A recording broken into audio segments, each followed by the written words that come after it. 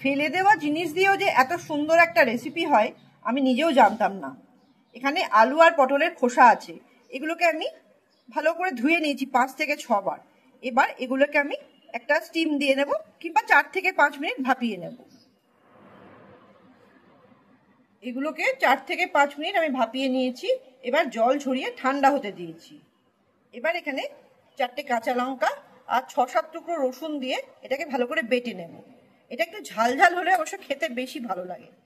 ভাপিয়ে নেওয়া খোসাগুলোকে এইভাবে বেটে নিলাম। এই রেসিপিটা করবার জন্য আমি কড়াই বসিয়ে দিয়েছি। কড়াতে দিয়ে দিচ্ছি বড় চামচের 2 চামচ সর্ষের তেল, কেন এই রেসিপিটায় না তেলটা একটু বেশি লাগে। তেলটা গরম হয়ে গেছে, দিয়ে দিচ্ছি একটা শুকনো লঙ্কা। এই রেসিপিতে একদম কিচ্ছু বেশি উপকরণ লাগে না, শুধু শুকনো শুকনো করলেই রেসিপিটা মানে এই রান্নাটা খেতে খুবই ভালো লাগে। এইবার দিয়ে দিচ্ছি বেটে রাখা খোসাগুলো।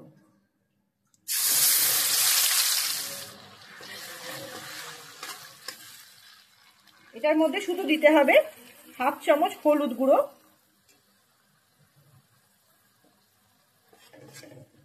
আর দেব স্বাদ মতো নুন। আমি এখানে 1/2 চামচ মতো দিচ্ছি, আপনাদের যেরকম প্রয়োজন সেরকম দিয়ে দেবেন। আর দেব টেস্টটা ব্যালেন্স করার জন্য 1/2 চামচ চিনি। এবার সমস্ত রান্নাটা শুধু শুকনো শুকনো করতে হবে। যতক্ষণ ধরে না পুরো শুকনো শুকনো হয়ে যাচ্ছে রান্নাটা এইভাবে কষিয়ে যেতে হবে। গ্যাসের ফ্লেমটা মিডিয়ামে রেখে এটাকে আরো 7 মিনিট মতো শুকনো শুকনো করে নিতে হবে, তবে এর আসল টেস্টটা আসবে। আরো 7 মিনিট পর সম্পূর্ণরূপে তৈরি হয়ে গেছে আলু পটলের খোসা বাটা।